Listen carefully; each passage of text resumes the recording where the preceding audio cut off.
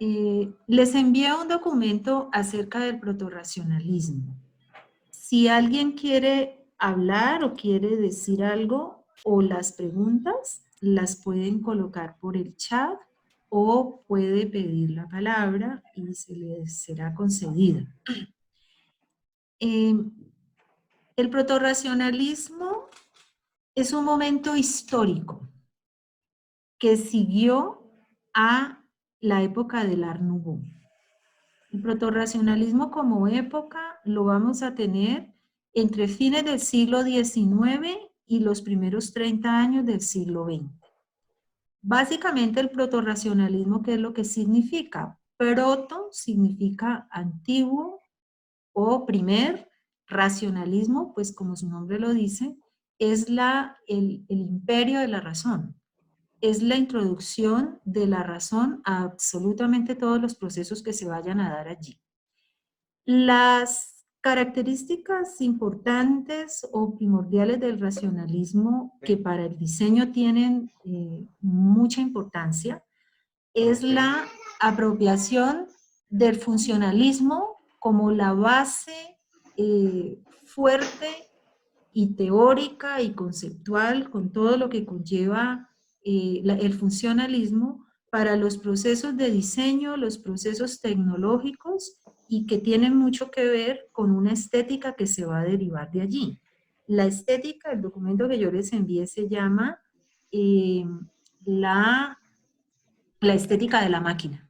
Entonces, la estética maquinal no es simplemente tener una forma que tenga que ver con un objeto que nosotros conocemos muy bien que es una máquina. ¿En qué sentido? Fíjense ustedes que la máquina no tiene estética. La idea de una máquina es que no tenga estética. Es decir, lo más importante en una máquina es que funcione, que sea útil, que sirva para lo que fue diseñada. Entonces, cuando estamos hablando de la estética de la máquina, lo que estamos diciendo es que la abstracción es lo que sobreviene desde el punto de vista estético después de los primeros años del siglo XX. Antes, digamos que operaba o preponderaba la figuración.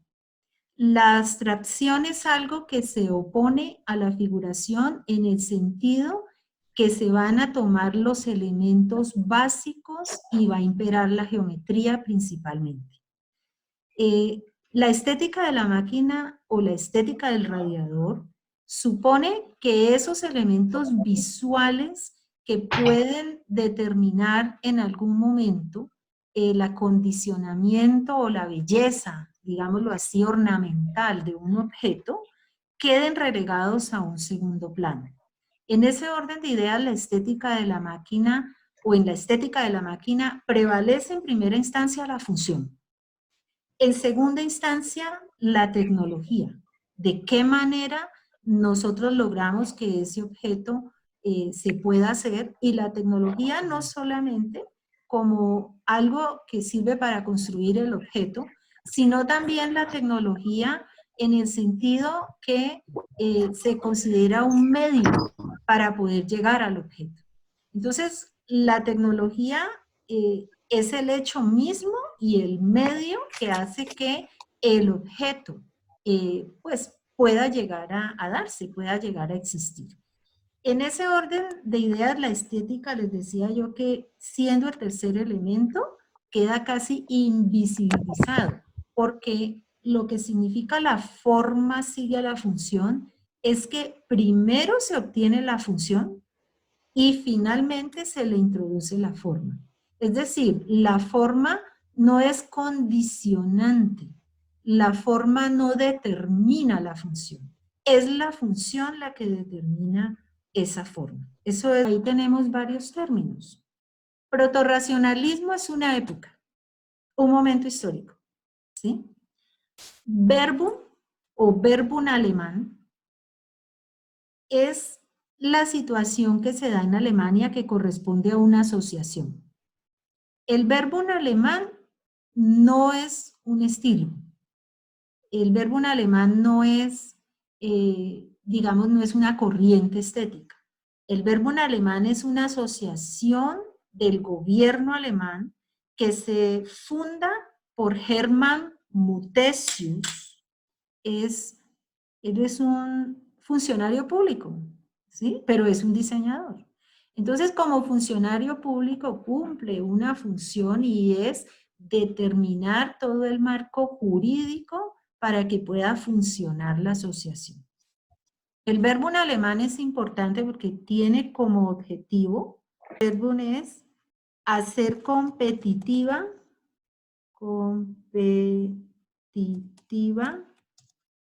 a Alemania. Es decir, independientemente de las circunstancias, del lugar, de las condiciones en las cuales se haya desarrollado el diseño durante los primeros 30 años del siglo XX o durante los últimos 30 años del siglo XIX en el caso de Estados Unidos, independientemente de esas circunstancias, todo apunta a lo mismo y es a desarrollar una propuesta altamente tecnificada que responda a las necesidades humanas, pero ojo porque aquí no se puede confundir el asunto. Cuando se habla del funcionalismo, estamos hablando de que este primer funcionalismo no se inspira específicamente en lo que cada individuo requiere o necesite. Este primer funcionalismo está determinado por sí mismo. Es un funcionalismo per se. ¿Qué significa eso? Que es el diseñador el que determina las necesidades de la gente y no la gente la que determina sus propias necesidades. En ese orden de ideas se van a prototipar las cosas, se van a determinar las cosas bajo unas condiciones en las cuales el diseñador o los diseñadores son los que determinan cuáles son las condiciones de esas necesidades. Lo que prima allí en en este primer momento es básicamente que esas necesidades, digamos, respondan, ¿sí? A unos perfiles preconcebidos no hechos de la manera como un diseñador los haría hoy día, sino que esos perfiles, ¿sí?, se determinan bajo las circunstancias de que el diseñador es el que, digamos, va a condicionar y va a determinar. Entonces, el diseño va a estar mandado no por lo que tome el diseñador en un momento dado o en un entorno dado. El diseñador no va a hacer, digamos, una investigación o un examen exhaustivo de esas necesidades, sino que el diseñador, dada su propia experiencia, dado su conocimiento, dada su especialización, es el que va a determinar las condiciones en las cuales las personas tienen que usar los objetos, incluida la arquitectura, como un objeto más. El protorracionalismo es un momento histórico que va desde fines del siglo XIX y los primeros 30 años del siglo XX. En ese momento del protorracionalismo vamos a tener en Estados Unidos la Escuela de Chicago. La Escuela de Chicago no es una escuela en el sentido de que no es, es un lugar como, por decir algo, la Fundación Universitaria de Popayán. El concepto de escuela hace referencia a una serie de postulados que un grupo de diseñadores, en este caso, adoptan para que todos lo utilicen de tal manera que se convierta en un referente y se convierta en algo que va a generar unos postulados y unas condiciones donde todos van a seguir esos lineamientos. Entonces, cuando se habla de una escuela artística o una escuela cultural, es el desarrollo de unos acondicionamientos o una serie de condiciones, casi a manera de normas, que muchos van a seguir. Es decir, de alguna manera se trata de un acuerdo social frente a algo. Entonces, una escuela se da por las condiciones geográficas que hacen que la situación cultural, las enseñanzas, las condiciones sociales, las condiciones políticas que todos comparten de alguna manera, los ponga en una situación de pares, hay una situación de paridad. ¿Queda clara esa idea de escuela? ¿Sí? Sí, señora. Bueno, listo. Entonces, la Escuela de Chicago es una propuesta que no solamente se va a dar en la arquitectura. La Escuela de Chicago es una propuesta que se va a dar también en otras condiciones. Por ejemplo, en la pedagogía y en los desarrollos intelectuales. También la Escuela de Chicago tuvo una importancia capital. En la Escuela de Chicago, lo que refiere específicamente al diseño, hubo unas situaciones importantes allí. A fines del siglo XIX, o no solamente a fines del siglo XIX, digamos que la ciudad de Chicago está ubicada geográficamente en un punto referencial donde se unen el norte y el sur. Eso hace que la ciudad de Chicago se haya convertido en la sede económica para todo el negocio de lo que tiene que ver con la madera. Entonces, los bosques madereros del norte, digamos que ese intercambio y esa situación de sede comercial y de toda la parte financiera en torno a la madera, pues la ciudad de Chicago era la sede de esto. A fines del siglo XIX hay un incendio y como toda la ciudad de Chicago y gran parte de Estados Unidos estaba construido en madera, entonces la ciudad se calcina por completo. Eso hace que ellos decidan ingresar, digamos, o apropiar más bien esas nuevas tecnologías para evitar que vuelva a haber un evento catastrófico como el incendio para poder de nuevo reconstruir la ciudad. En esa reconstrucción de la ciudad se van a determinar no solamente la integración de la tecnología, sino también la integración de la estética funcional o la estética de la máquina para eliminar cualquier tipo de carga, digamos, ornamental que tuviera que ver con el Art Nouveau. Entonces, estos primeros edificios no solamente se van a desarrollar porque los quieran hacer de esta manera abstracta, digámoslo así, sino que tuvo que haber una serie de desarrollos tecnológicos que propiciaron eso. Lo primero, la aparición del concreto o del hormigón armado, en los cuales, como ustedes pueden leer allí, se ve el acondicionamiento de unas mallas hechas en metal, hechas en hierro, ¿sí? Que era lo que se utilizaba, y estas mallas metálicas se recubrían con el hormigón, de tal manera que generaba la suficiente resistencia y seguridad tanto para el edificio como para los ocupantes de esos edificios. Eso fue muy importante porque además del invento del ascensor eléctrico, no porque por primera vez se utilizara el ascensor eléctrico, sino que hubo, digamos, un perfeccionamiento en el uso de las paradas de ese ascensor que determinaron que el ascensor ya pudiera llevarse de una manera, digamos, se popularizara como acondicionamiento a estos edificios. Entonces, la suma del hormigón armado, la invención del ascensor, la aparición también de otras propuestas tecnológicas importantes como el concepto de punto fijo, por ejemplo, entre otras cosas, hizo que naciera lo más importante que aportó la Escuela de Chicago, que es el rascacielos o el edificio en altura. Esa, digamos que es la la mayor apuesta que hace la Escuela de Chicago. Entonces, ¿qué se inventa la Escuela de Chicago? El rascacielos, el edificio en altura. Ese edificio en altura,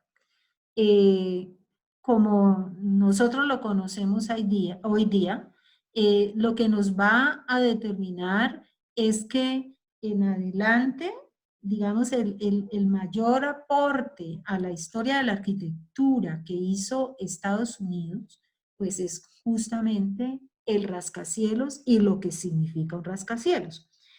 Ustedes hoy día hablan de punto fijo en todos los edificios que hacen cuando tiene más de un piso. El punto fijo, el rascacielos, que es el invento más importante que nos aporta Estados Unidos, al comienzo tuvo unas grandes críticas. En principio porque esa estética pues se dejaba de lado. Pero Lois Sullivan, ¿sí?, es la primera persona que dice que la forma sigue a la función. Es un proceso a la inversa de lo que ustedes hoy día, o como ustedes diseñan hoy día, ¿sí? ¿Por qué menciono que es un proceso a la inversa? Porque digamos que en ese momento primero se determinaban esos aspectos funcionales que los determinaba el arquitecto como el especialista, y que este arquitecto era el que nos determinaba esas condiciones como ese diseño tenía que estar. En ese orden de ideas, eso funcional, ¿sí?, lo único que va a supeditar lo funcional es lo tecnológico. Es decir, la tecnología es el medio que va a permitir que los edificios puedan llevarse a la realidad, puedan hacerse concretos y puedan construirse. Lo visual, lo estético queda relegado a un último y tercer lugar. De ahí tenemos que hablar también de la analogía que Lois Sullivan hace de esos edificios, porque también hubo una gran crítica. Entonces, si ustedes miran, básicamente estos edificios se dividen en tres partes. La parte inferior, donde van a tener un primer piso diferenciado, más alto, es el punto de acceso y el contacto directo con el público. Ese primer piso es el único que va a tener, digamos, hasta cierto punto un acondicionamiento estético, porque en el primer piso de alguna manera hay una textura y hay una cercanía con el usuario, una cercanía directa con el usuario. Eso sigue siendo vigente hoy día, ¿no? Luego viene una parte continua e igual, repetitiva, que es el piso tipo. Esos pisos tipos que están divididos de alguna manera. Ay, muchas gracias, Federico, te agradezco mucho. Bueno, ustedes están viendo aquí, gracias, Federico. Miren el primer piso. El primer piso, generalmente, el primero y el segundo piso son diferentes en todo, tanto en la textura, la materialidad, los colores, las alturas, ¿sí? Absolutamente todo, inclusive la función, porque ese primer piso va a tener una determinancia pública, completamente pública. Generalmente el acondicionamiento que se haga allí es comercial, como ustedes lo pueden ver. Luego vienen unos cortes que se hacen después de esos dos primeros pisos, y en ese corte aparece ya una parte que va a arrancar el piso tipo. Pero ese corte no es gratuito, ¿sí? Hay una analogía muy importante que hace Lois Sullivan con la columna griega, con la columna tradicional griega. Si ustedes miran, la columna tiene tres partes, hay una división tripartita. Esa división tripartita se trata de mantener en los edificios de la Escuela de Chicago. Entonces, el primer piso corresponde al primero y segundo, ¿no? Que a veces se unen como una unidad, corresponden a la base. Luego viene todo un cuerpo, digamos, de diferenciador que hace las veces de las escocias, de las divisiones, digamos, de los cambios, ¿no? Aparece el piso tipo, todo igual y repetitivo, y luego tenemos el último piso, ¿sí? Federico, te voy a nombrar colaborador en adelante en estas clases, te agradezco. Luego, en el último piso, fíjense que van a haber unos remates. Estos remates se van a dar de varias maneras. Por ejemplo, aquí en este caso tenemos unos dentículos, hay una extensión hacia afuera a manera de una cornisa continua, ¿sí? Esa cornisa continua además tiene otra relación y es con lo que típicamente es un palacio renacentista. Entonces, las veces de eso que se hace en la parte de arriba sirve para varias cosas.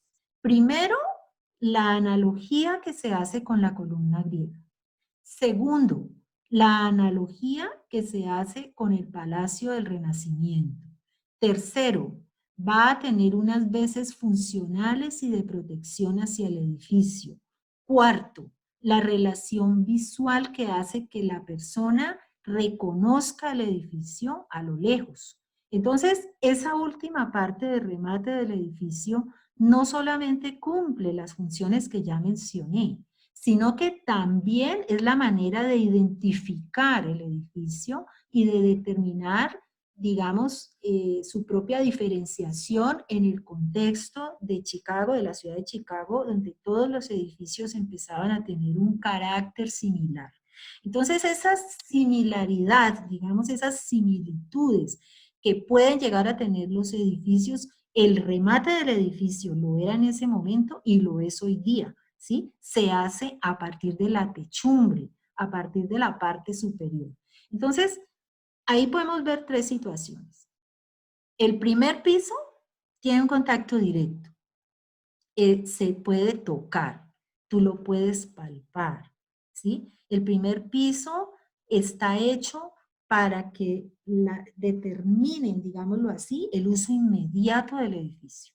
En ese orden de ideas, la semiótica que hay allí, la señalética que hay allí, nos determina una serie de elementos donde no solamente se involucra lo visual, sino también lo táctil. Entonces, para ustedes, ¿en qué les sirve esto que les estoy diciendo? Si ustedes van a diseñar un edificio en altura, ¿sí? Tengan en cuenta que el primer piso tú lo tocas, lo sientes, lo vives, lo percibes con todos los sentidos. Entonces, el primer piso se te convierte en el elemento inicial, principal e inmediato con el cual tú te comunicas con el edificio, ¿sí? Luego viene el piso tipo. El piso tipo se hace de esta manera porque determina una regularidad que hace que sea mucho más fácil acondicionar un diseño industrializado. Entonces, en el piso tipo no hay diferenciaciones. El piso tipo determinas una serie de situaciones que tienen que ver con el uso, la tecnología y la repetición. Y en ese orden de ideas se introduce, gracias Federico, se introduce la industrialización como cuando hacemos algo, digamos una producción en serie. Entonces, ese piso tipo lo que hace es reforzar ese carácter industrializado que tiene el edificio. Pero por otro lado también, pues minimiza el que cada piso tenga que ser diferenciado. Nos da la oportunidad de que tengamos un modelo único que se puede replicar. El último piso ya lo mencioné. Es la comunicación del edificio con el exterior, es la lejanía. Es lo que hace que kilómetros a lo lejos nosotros identifiquemos el edificio. Es lo que determina que nosotros diferenciemos el edificio. Bueno, muchas gracias por eso. Esto en Estados Unidos. Aquí vemos también una situación importante y es que miren que al comienzo la tecnología de estos edificios estaba más involucrada con la tradición. Entonces, este edificio se nos nota más antiguo por muchas razones. Entre otras cosas, esa parte textural, digamos, de la textura del edificio, táctil del edificio, se puede identificar y hay allí, digamos que más uso de lo artesanal. Recordemos que lo artesanal, por las Arts and Crafts, marcó muchísimo y además que venía de la tradición, marcó muchísimo la producción en el siglo XIX. Cuando nosotros vemos los edificios de la Escuela de Chicago más recientes, los que ya son de fines del siglo XIX, comienzos del siglo XX, ¿sí? Como el Carson, por ejemplo, que es ese edificio, ahí ya vemos un cambio bien importante, ¿sí? La textura se elimina. Todo se hace exactamente igual. Se eliminan también los elementos estéticos. Vemos una imagen más de radiador, una imagen más maquinal, si se quiere, ¿sí? Vemos que aparte del primer piso, porque ya expliqué por qué el primer piso tiene que ser distinto, ¿sí? En este caso, pues hay la introducción de elementos estéticos que vienen del Art Nouveau. A lo mejor ellos no estaban muy de acuerdo con eso, pero hacía parte de la moda del momento. El hierro, que es muy importante, no solamente en la estructura, sino también en la parte estética, en la parte exterior, ¿sí? Pero si nosotros vemos en la parte de arriba, el edificio casi que no hay ninguna diversidad entre, digamos, un piso y otro, entre la parte izquierda y la parte derecha. Lo único que se va a remarcar es la esquina, porque ahí ya no hace parte ni del contexto del Art Nouveau, ni del contexto de la Escuela de Chicago, sino que esa esquina, digamos, en semicírculo, ¿cierto? Que da la continuidad y que une una parte del edificio con la otra, pues hace referencia al Art Deco. El Art Deco es un movimiento de artes decorativas que vamos a tener después de los años 20, que se va a desarrollar para introducir esa parte estética a lo abstracto. Entonces el Art Deco, al cual pertenecen el Empire Style, por ejemplo, ¿sí? Va a ser fundamental y entre otros, ¿no? Va a ser fundamental después de los años 20. Entonces, este edificio, si viene de comienzos del siglo XX, pues se va a condicionar a esos cambios que más adelante, en los años 20, pues vamos a tener. El remate sigue siendo importante por lo que yo ya mencioné. Además de proteger al edificio, le da la finalización y hace que se identifique en la lejanía. Cosa que si ustedes miran el edificio de atrás del Carson, la vitrina que tiene, azul que tenemos detrás del Carson, ¿sí? Aquí, ahí miren lo interesante. Aquí tenemos, vuelve a mostrar esa imagen arriba, Federico, porfis. En la parte, eso, ahí, porfa. Miren ustedes cómo en la parte izquierda tenemos un edificio rojo que se muestra que es del siglo XIX, porque todavía tiene unos elementos estéticos muy marcados. Luego viene el Carson, que lo vamos a tener en la coyuntura del siglo XIX a XX, incluyendo elementos art deco de los años 20.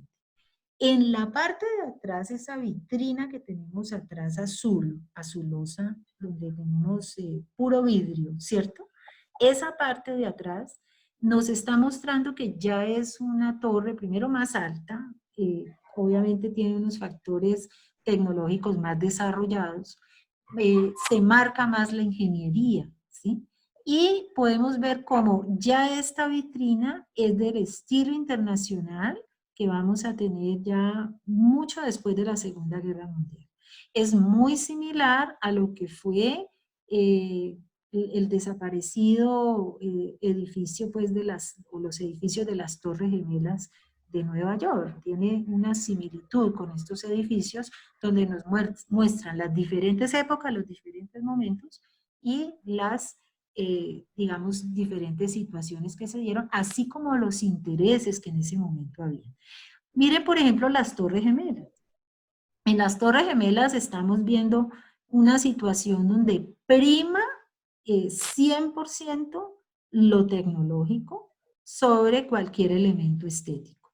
Entonces allí vemos un tipo de arquitectura, este tipo de arquitectura se hace en los años 60 y 70 principalmente, se eliminan los remates superiores, la torre se convierte en un pequeño lapicito muy sutil, ¿sí?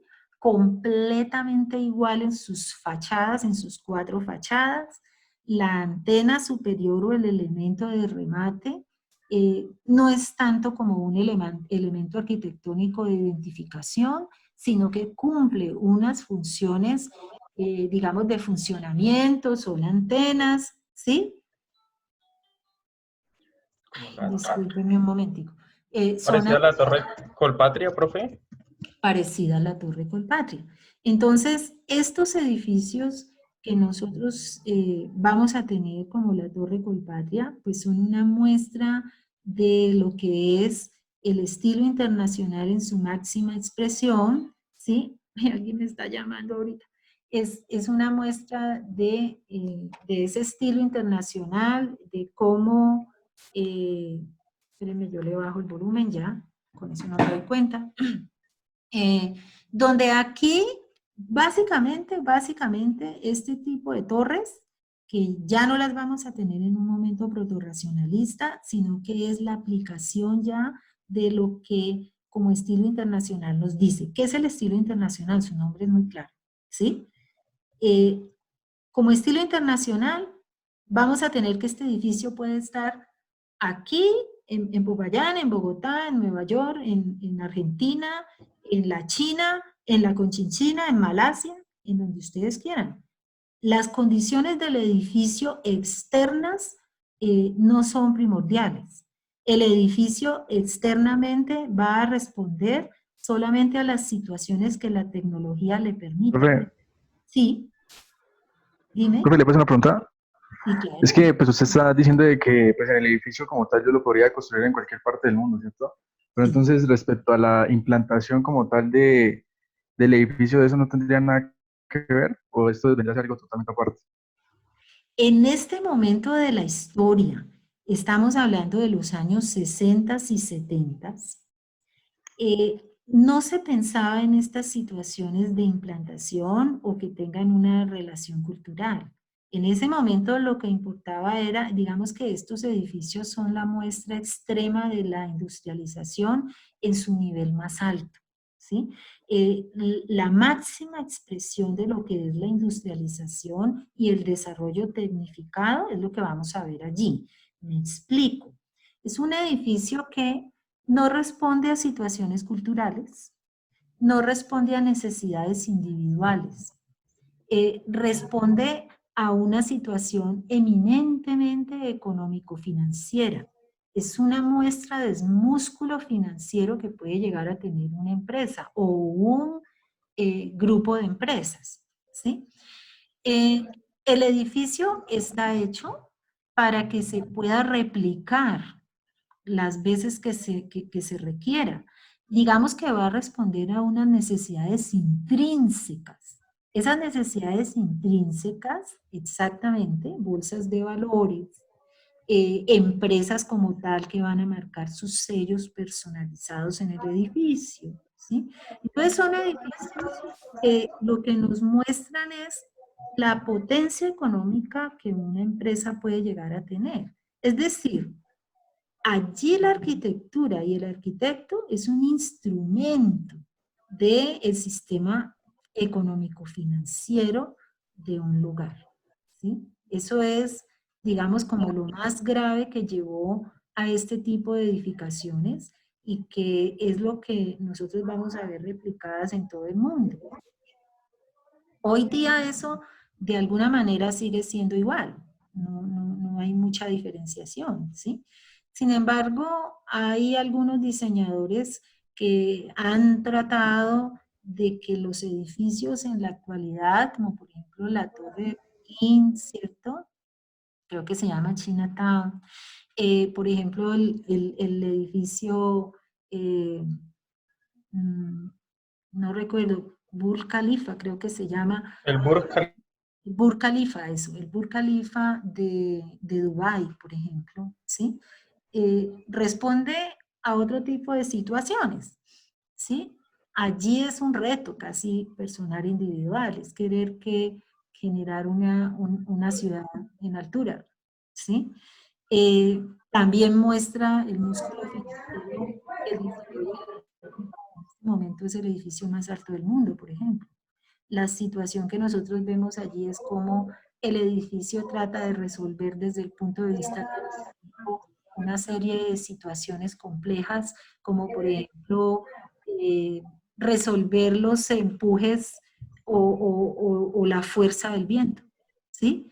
Esa fuerza del viento se hace mediante el diseño, ¿sí? Esas, digamos, esos semicírculos, esas curvas que ustedes ven como está hecho el edificio, es lo que trata de resolver los vórtices, por ejemplo, ¿sí? Allí se da una situación como desde un punto de vista formal, desde un punto de vista de la arquitectura, se resuelven una serie de situaciones en torno a las problemáticas que pueda mostrar el edificio. La otra situación en torno al Burj Khalifa es que la misma manera como está hecha, ay, Federico, muchas gracias. ¿Qué harías sin ti en esta clase? Te agradezco mucho. Por ejemplo, la radialidad del edificio está también tratando de eliminar esas situaciones de tensiones que se dan allá arriba, porque es que es un edificio que tiene, no sé cuánto será que tiene en altura, pero es demasiado alto para poder resolver esas situaciones que se dan arriba. La otra cosa es que está hecho de una manera que va de más a menos. Miren que es casi como una pirámide demasiado alargada, demasiado, eh, digamos, vertical, ¿cierto? Demasiado estirada hacia lo vertical. Entonces allí, muchísimas gracias por esas analogías, ¿sí? Ellos tienen también allá en ese entorno los sigurats, por ejemplo, y otro tipo de situaciones que hacen de situaciones, no, diseños, digámoslo así, o formas, ¿sí? Que primero pues hacen parte, digamos, de las mismas condiciones en las cuales ellos están, pero que también tienen una razón de ser donde se trata de contrarrestar esas fuerzas. Entonces no es solamente una situación formal, sino que también es una situación de necesidad. El Taipei, por ejemplo. Fíjense ustedes que los edificios de hoy día, como las Torres Petronas, como el Taipei, como el Burj Khalifa que les decía, como la torre, la CN Tower de Toronto, por ejemplo, entre otras, son edificaciones donde si bien se trata de resolver el problema de altura a través de la tecnología, pues también de todas maneras se integran ciertos elementos estéticos que no, digamos, no tienen que ver con lo que pasa con el World Trade Center. Entonces, allí vemos nosotros como esos diferentes momentos donde a partir de la escuela de Chicago, y eso es lo más trascendental que nos dio la escuela de Chicago, es la manera como se pueden resolver la habitación en altura a partir de una serie de situaciones que brinda la tecnología, ¿sí? Estos edificios, por ejemplo, gracias por poner esta imagen. En la parte de arriba, en el centro, en el corazón del edificio mismo, ¿sí? Vamos a tener la aparición de los puntos fijos. El punto fijo entendido como el elemento que nos suministra los intercambios de todo lo que entra y sale del edificio. Entonces el punto fijo no es solamente una escalera o no se trata solamente de una circulación vertical. El punto fijo, como su nombre lo dice, es el punto más importante, es el corazón y a su vez la columna vertebral del edificio, donde se dan todos los intercambios de todo lo que sube y baja del edificio. ¿Qué sube al edificio? Sube gente, suben cosas, suben suministros, ¿sí? Pero también lo que baja del edificio, la gente y las cosas también bajan, pero también bajan los desechos, ¿sí? Todos los desechos del edificio, todo, digamos, lo que el edificio mismo excreta, haciendo una analogía con la humanidad misma y con los organismos vivos, pues tienen que hacerse por medio del punto fijo. Entonces, el punto fijo debe permitir resolver ese tipo de situaciones. Entonces, nosotros no podemos entender un punto fijo solamente como una escalera, ¿sí? Como algo que hace que nosotros podamos subir por allí. Entonces, el punto fijo, además, como su nombre lo dice, no se puede mover, porque es lo que interconecta todos los servicios y sistemas del edificio, ¿sí? Es el control maestro del edificio, el punto fijo. Entonces, por punto fijo no podemos comprender la escalera que va del primero al segundo piso, donde sencillamente pues la podemos tener en un lado u otro donde más conveniente nos resulte. Eso no es una situación solamente de conveniencia, es una situación de optimización y racionalidad extrema, lo que pasa allí en ese punto fijo. Bueno, la Escuela de Chicago fue importante por eso. Es el arranque, es el inicio, es la manera como el hombre logra superarse a sí mismo, ¿sí? De alguna manera es resolver una serie de problemáticas de todo tipo, ¿sí? Al comienzo aquí en la Escuela de Chicago había unos problemas de arquitectura y diseño que resolver. A medida que ha ido pasando el tiempo, hoy día, por ejemplo, un arquitecto no solamente tiene que resolver lo estético del edificio. Un arquitecto hoy día es más un coordinador de proyectos, de macroproyectos, porque es que hacer toda una ciudad vertical, una ciudad en altura, no es una cosa fácil o sencilla, y es el arquitecto el que tiene que coordinar todos esos proyectos para que funcionen coherente y perfectamente dentro de una misma estructura, como si se tratase de un elemento orgánico. Como nosotros, por ejemplo, tenemos una gran cantidad de sistemas en nuestro cuerpo y todos tienen que funcionar perfectamente. Cada uno no puede resolverse o funcionar de manera autónoma. Todos tienen que aportar a la unidad de ese objeto, de ese elemento. Y eso es lo que sucede con la solución de un edificio en altura.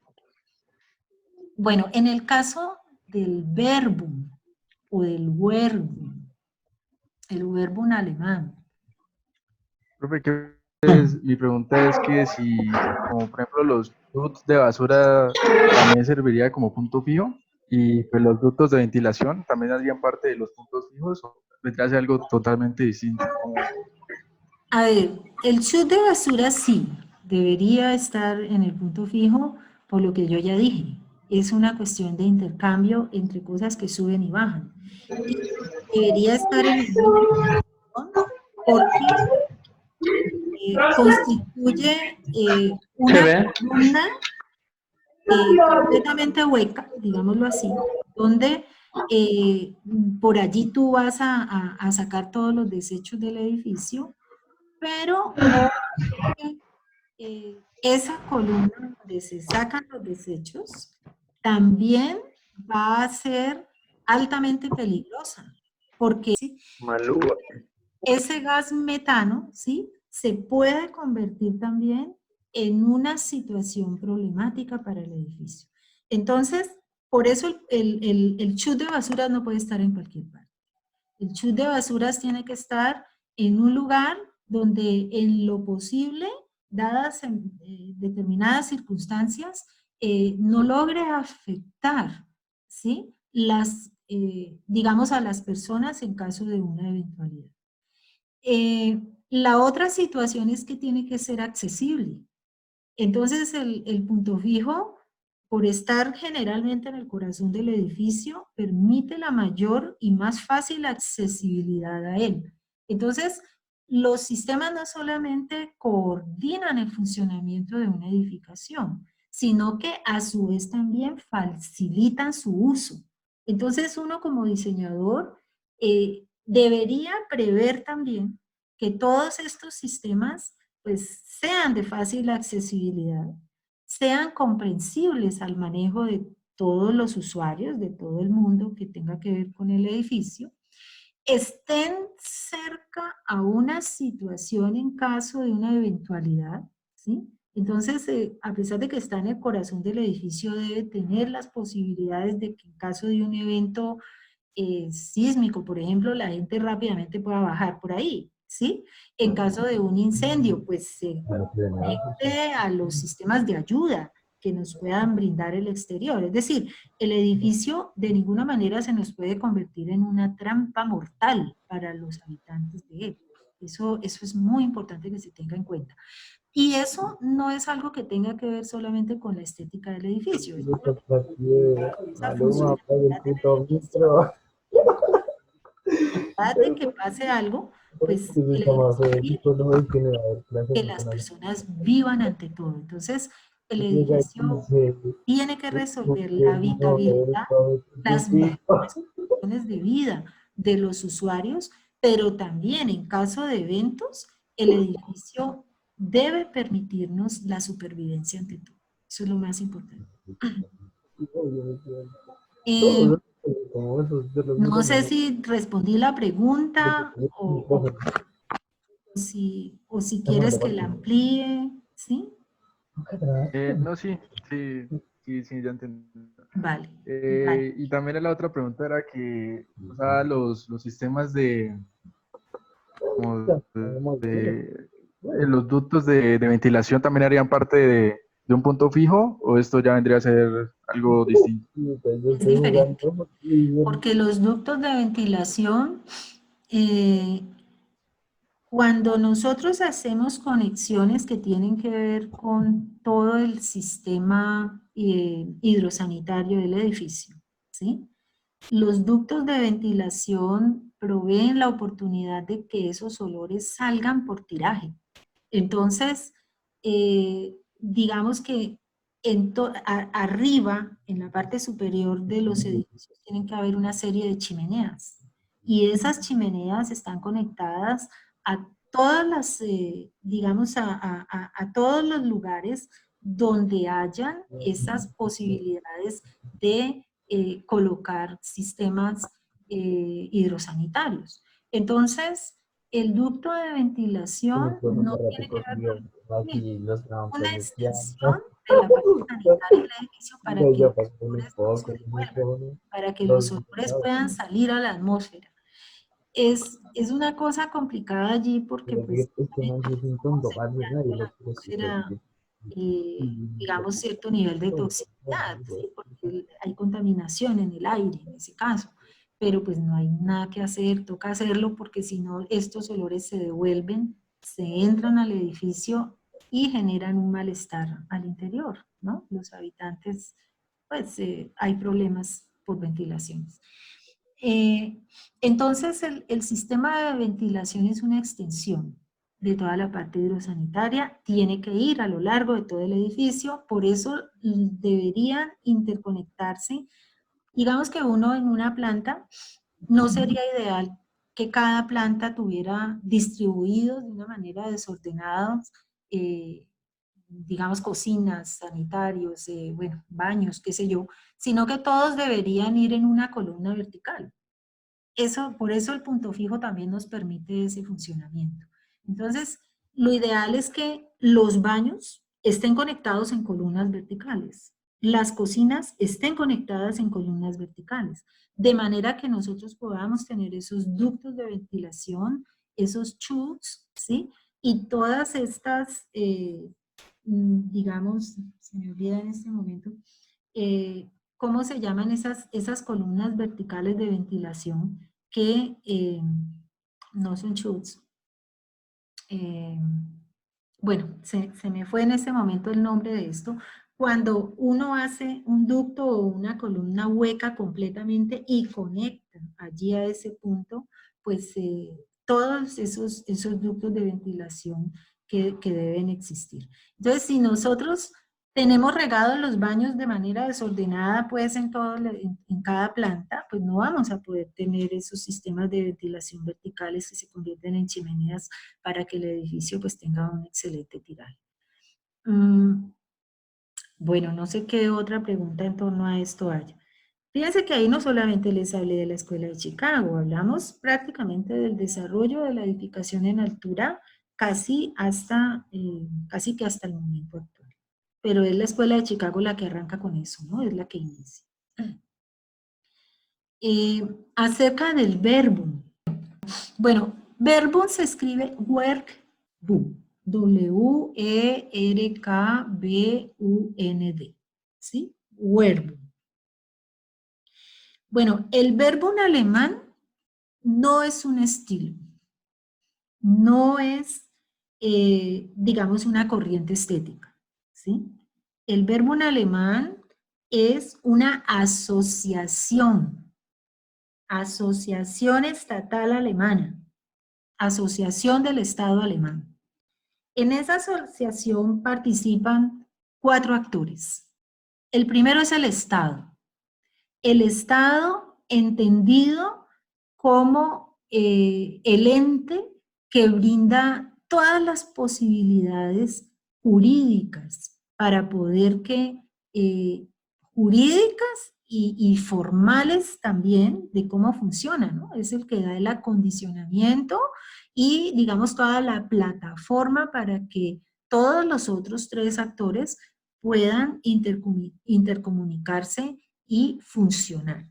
Entonces, el verbo, el Estado como tal, brinda la plataforma jurídica y las condiciones de poder coordinar a los otros 3 actores.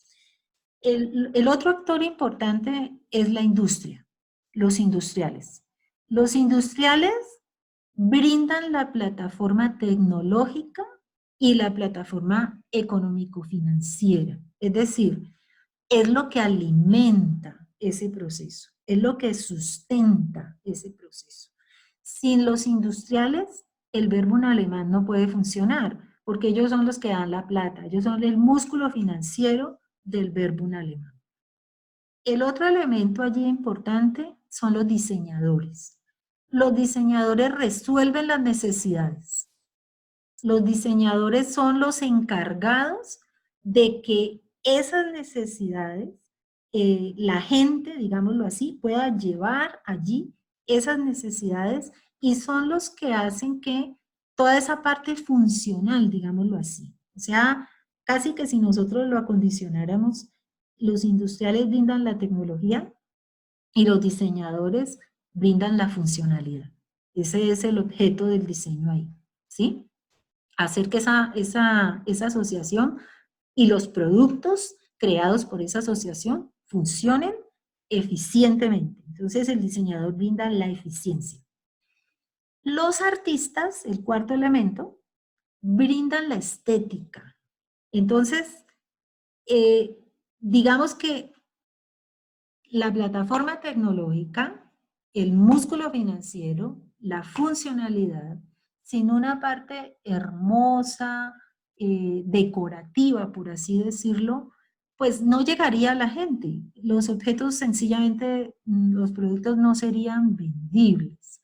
Entonces, la función del artista allí es cambiar el gusto de la gente, hacer que los objetos realmente puedan tener una salida en los mercados y que la gente no solamente los utilice, los requiera, los necesite, sino que también guste de ellos. Entonces, la función del artista es cambiar el gusto de la gente, acondicionar todo el sistema social para que esa nueva estética tenga una entrada y tenga una asimilación, ¿sí? Entonces, de alguna manera, el artista es el que lleva sobre los hombros mantener el acuerdo social frente a una circunstancia que, si bien tiene una raíz económico-política, ¿sí? De todas maneras, hace parte de lo que cada quien requiere en sus casas, en su vida cotidiana, en la ciudad. Entonces, los objetos tienen un destino y es que puedan ser utilizados por la gente. Entonces, son los artistas los que tienen esa gran responsabilidad. Cada uno tiene su propia responsabilidad y cada quien la tiene que asumir. Entonces, el verbo en alemán, ¿por qué fue importante? Porque el verbo en alemán, por primera vez, el diseño se hace con un objetivo claro, ¿sí? Y es, en este caso, posicionar a Alemania y hacerla competitiva frente a los mercados internacionales de lo que era, digamos, Francia, pero principalmente Inglaterra y Estados Unidos, que eran los que en ese momento tenían, pues digamos, ese reconocimiento mundial. Entonces, el verbo en alemán, digamos que empieza a hablar de artesanía, empieza a hablar de estética maquinal también, ¿sí? Empieza a hablar de competitividad y sobre todo, algo que yo les había mencionado en la clase anterior, la calidad de los productos. Entonces, en el verbo en alemán, por primera vez, se dan normas de calidad claras para los productos industriales. En el verbo en alemán nace el diseño industrial. Entonces, lo que para nosotros hoy es claro, el diseño de los productos, que tienen que estar, digamos, determinados bajo una serie de normativas y condiciones claras, esos productos tienen que responder a una serie de condiciones y esas condiciones se tienen que dar bajo unas normas estandarizadas de calidad. Lo que nosotros hoy conocemos como ISO, como ICONTEC, esto no existía en los productos industriales. Esto se lo inventa el verbo en alemán. Esa es la importancia. Entonces, fíjense que cada, digamos, cada país, cada lugar, cada geografía le ha hecho un importante aporte al desarrollo, digamos, de lo que fue la introducción del racionalismo. Entonces, no, si bien la estética fue muy importante porque se acondiciona, se introduce en ellos en la estética abstracta, lo interesante aquí es poder, digámoslo así, determinar una serie de situaciones en torno a la clarificación del papel del diseño, por así decirlo, en la vida moderna y posteriormente contemporánea, ¿sí? Ese papel del diseño como tal, esa clarificación de lo que significa diseñar o el diseño como tal, pues es sobre todo lo que el protorracionalismo va a aportar, ¿sí? Utilizando la tecnología como el medio más importante y la industrialización, obviamente, para poder llegar a que ese papel del diseño en la resolución de problemas de la sociedad, pues se pueda resolver y se pueda acondicionar. Entonces, esa es, digamos, la importancia que estos primeros 30 años de la estética de la máquina dieron a el desarrollo de la sociedad moderna. ¿Sí? Profe, no sé si nos podía hablar un poquito más de lo de la Bauhaus, pues se habló solamente de Estados Unidos, de lo de la escuela de Chicago. ¿Y qué pasó? O sea, como un poco más a fondo con esa escuela. Ajá. Bueno, la Bauhaus no era el tema que yo quería tocar hoy, porque es el tema dentro de 8 días. ¿Por qué no lo quiero tocar? Porque es que si bien la Bauhaus se desarrolla en 1919, la Bauhaus, a mi modo de ver, hace parte de la estética de la máquina, pero no hace parte del protorracionalismo. La Bauhaus ya es racionalismo pleno, como lo que pasó posteriormente con Le Corbusier en Francia. Entonces la Bauhaus yo les voy a enviar información para que ustedes también ahí en la plataforma Moodle del curso. Tenemos también una presentación que yo hice en algún momento de la Bauhaus, pero les voy a enviar, así como les envié este documento, les voy a enviar otro documento que hable también de la Bauhaus y un libro que no recuerdo si lo tengo ahí en el curso, pero si no lo voy a subir, que es el de Leonardo Benévolo, donde habla acerca de la Bauhaus. Pero les voy a contar, ya que tú lo estás preguntando. La Bauhaus se funda en 1919 sobre la base de la fusión de dos escuelas que existían en ese momento en Alemania. Entonces, estas escuelas eran escuelas de arte, principalmente. Se las dan a Walter Gropius, que es el arquitecto que funda la Bauhaus, y lo que hace Gropius es fusionar esas dos escuelas y digamos que sobre la base de lo que estas escuelas ya tenían, acondicionar, digamos, una nueva estrategia y una serie de cambios fundamentales en torno principalmente a la pedagogía del diseño.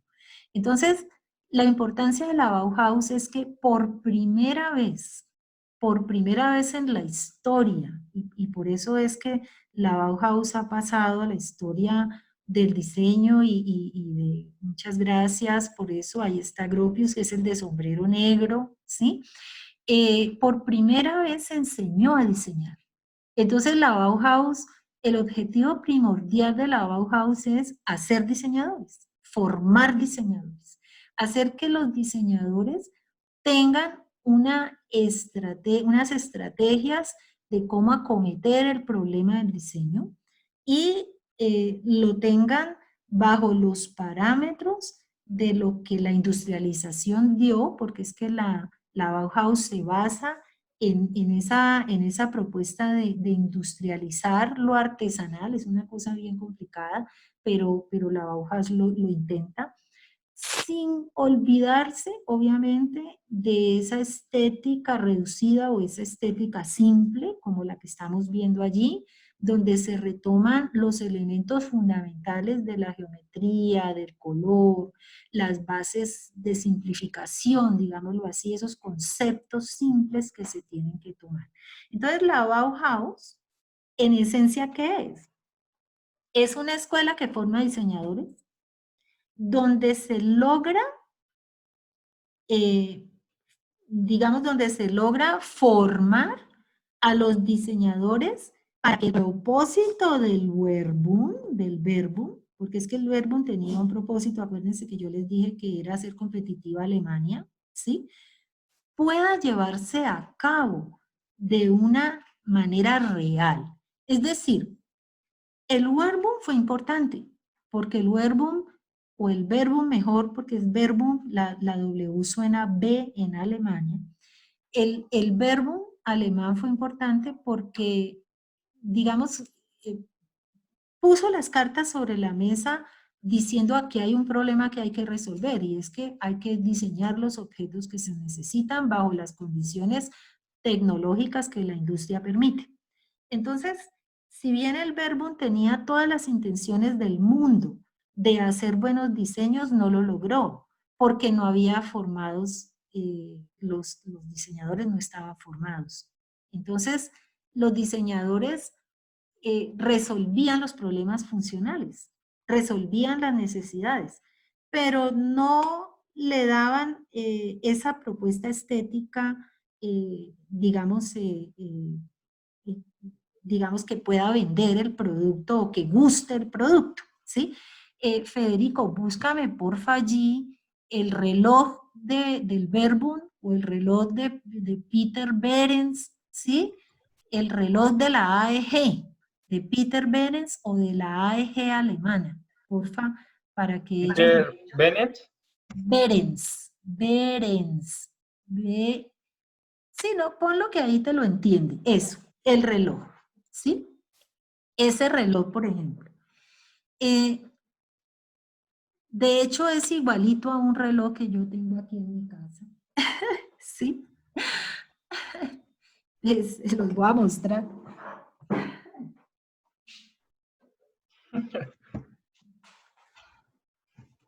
Miren mi reloj.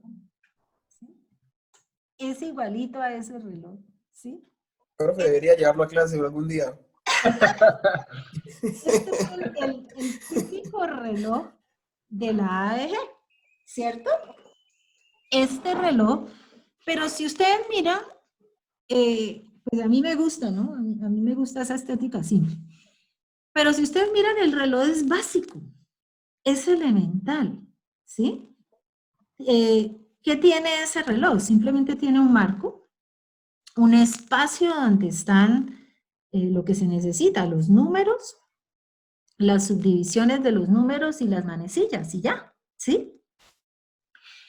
Esto pues es una estética simplificada y digamos que de alguna manera ya había tenido pues un trabajo interesante estético. Pero porfa, Federico, búscame Pasó, el profe. ventilador de la AEG. Ventilador de la AEG. AEG. AEG, sí, así. Vamos a ver si sale. Ventilador de la AEG, este ventilador. Miren ustedes ese ventilador, ¿sí? Es feo, ¿cierto? Funciona. Ese ventilador funciona. Tiene lo que se requiere para que como ventilador cumpla su función. ¿Sí? Tiene las aspas, tiene una base, tiene un mecanismo, tiene todo lo que se requiere. O sea, el ventilador funciona. Pero estéticamente ese ventilador no es agradable. Ese ventilador es justo una máquina, es demasiado básico, ¿sí? Demasiado elemental, ¿sí? Búscame, porfa, cualquier objeto de la Bauhaus. Puede ser juego de la Bauhaus. Juego de la Bauhaus. Un juego, ahí te sale de pronto algún juego. Por ejemplo, allí miremos esos juguetes. ¿Sí? Si bien son básicos, tienen las formas lo más restringidas posibles. Los elementos son mínimos para que se pueda construir, porque, ojo, porque de todas maneras, perfecto eso que mostraste arriba, cómo se empaca. En la parte de arriba estaba el empaquecito, creo que a la izquierda, eso. Por ahí se ve cómo el objeto, eso, fíjate. Mira, el juego está hecho para que se pueda embalar perfectamente, se reduzca los elementos a su mínima expresión, pero en medio de todo lo simple que es, que tiene unos elementos claros, geométricos, simples, que tiene unas formas simples, ustedes ven que es hermoso. El juego se vende también porque el juego gusta, ¿sí me hago entender? Entonces, eso es ese gusto que hay allí, ya en la Bauhaus. Miren cualquier objeto, por ejemplo, el revistero Bauhaus. El revistero Bauhaus que es el que estás mostrando allí, ¿sí? El revistero Bauhaus es simple. El revistero, bueno, mientras tú lo vas buscando, este que estamos viendo acá, ¿sí? Que además está hecho sobre las bases conceptuales de Paul Klee, que es un gran artista y diseñador, principalmente artista ruso, que fue, digamos, contratado para la Bauhaus alemana por Gropius, ¿sí? Que el revistero tiene esas bases conceptuales, es decir, el círculo es azul, el triángulo es amarillo, el cuadrado es rojo.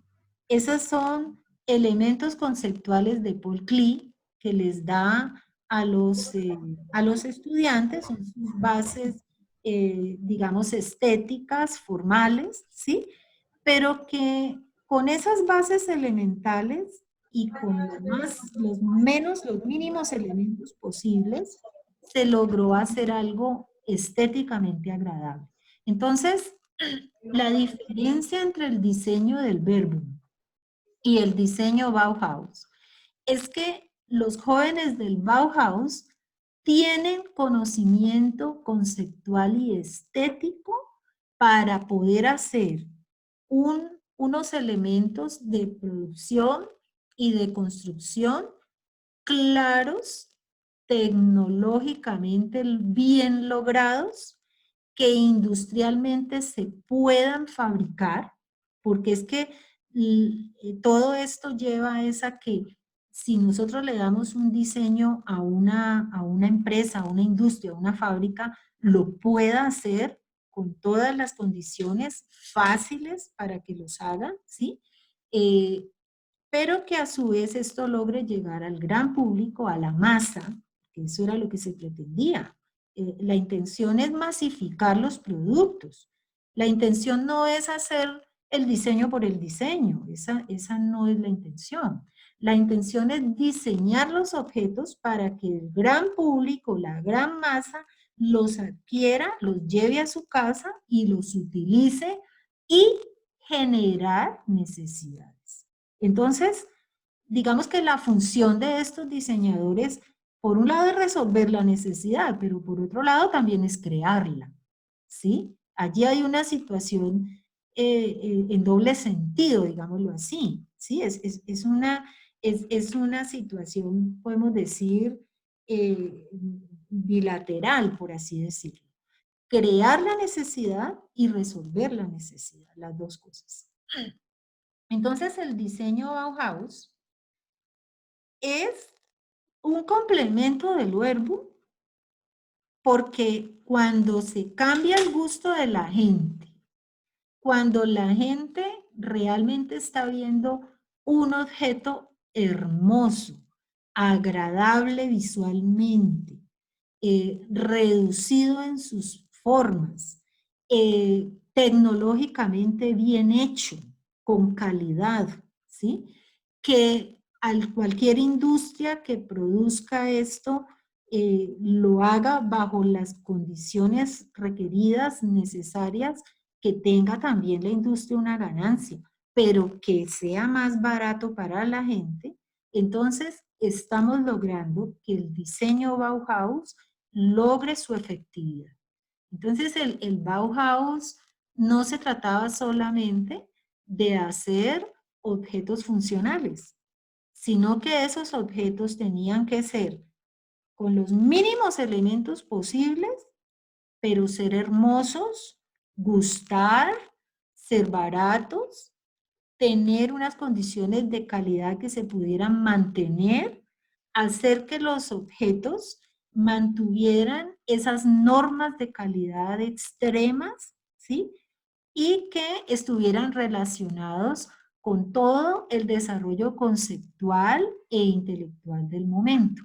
Entonces la Bauhaus logró reunir todos esos elementos en sus diseños y convertirse en ese gran referente. Adicionalmente, logró vender todo esto y llenar, digámoslo así, las casas de diseño Bauhaus.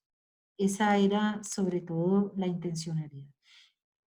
Si un producto está tan bien diseñado, que cumple con todas las condiciones requeridas y que logra hacer que la gente lo quiera tener y logra invadir, digámoslo así, los entornos cotidianos y particulares de la gente, ese producto es exitoso. Entonces la Bauhaus le apostó al éxito del diseño industrial.